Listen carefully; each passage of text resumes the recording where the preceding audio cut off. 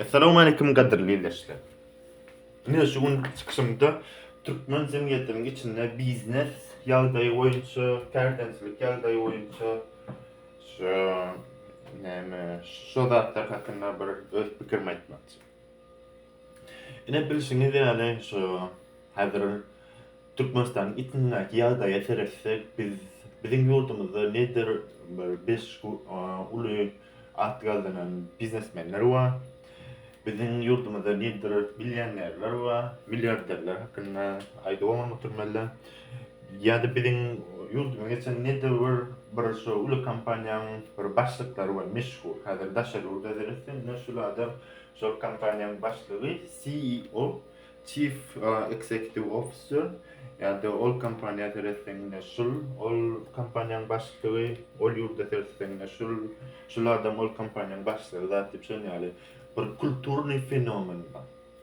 Ama bizim yurdumuzda şöyle zatlar yok. Men fikrimçe elbette bizim yurdumuzda milyonerler ama milyarderler ama. O zatlar var yönü şu cemiyet fenomen boyunca şol adamlar belli değil. Şol adamlar şu karanlıkta hareket eden adamlar yani. Şol adamlar öz atlarının köpçülük bilmeyeni islenok, şol adamlar köpçülüğü da çıkanok.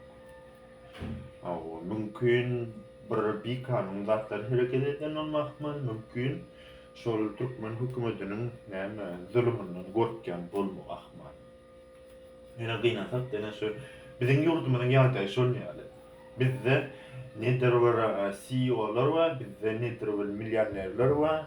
Kampanyalar oyunca belli derecede var. Ama bir yurt derecede de olsa kampanyalar var. Yani kim dolanır ya o kampanyaları, o kampanyanın dolanır yani adamın suratları, zatları, çıkışları hiç yok.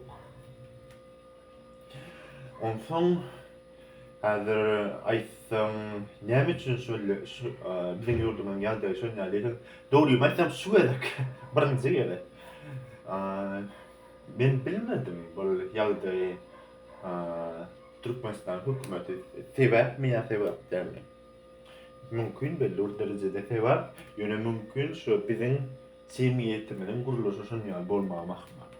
Mümkün şu iki hükümet ve cemiyet bile yani bir yerde tuşuşup şunu yani fenomen döredeni bulmamak mı? Yani şu fenomen şunu yani. Ondan şu men fikrimce şu yönü koyucu bir dayhan fikrim var.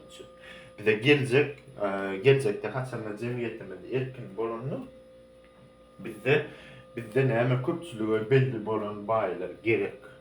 Hawa biz hawa kellamda guyadılar ne baylar erwet baylar eyle beyle yönü baylar şu cemiyetin bir ayıp olmayacak bir bölüğü nirek barsın seninle baylar var, seninle akıllarlar var, seninle ana pelvanlar var. Şu bizim cemiyetimizde de şu baylar hukman bolaymalı. Ve baylar hiç silek näme hükümet şu atky oturan hükümetten gizlenmeliler. Sebäbi eger şu hükümet täze adaýan bolsa cemiyet şu baylar cemiyete kömek edip biläjek gurul ýöne dogry mesem näme bir häzirrak bolmasa baylar elminde olar pul hakynda pikir etýär. Ama şoň üçin emma cemiyet täzir biz erkinlik hakynda pikir etýär, gelecek hakynda pikir etýär. Emma baylar pul hakynda pikir etýär. Şoň üçin häzirrak bolmaly. Bizim maksadymyz kän bir zadamda.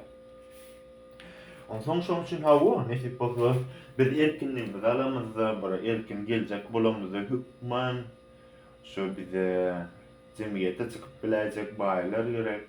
Ady belli bolan yani kampanyalar gerek. Ady belli bolan kampanyaların başlyklary gerek. Ondan elbette şu baylar gizlenmeliler. Gaýta tersine cemiyetin, hükümetin öňünde şu näme öz finansiwy ýagdaýlar hakynda açyk geçip durmaly. Sebäbi barar, kim bilýär o bay diýilen adam kanun bilen gazandymy ýa-da bir kanun ýol bilen baýlyk taplyk gazandy.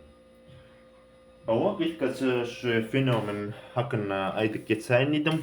Dinläňiz üçin köp sag bolun. Gelecekde nesip bolsa görüşýänçek.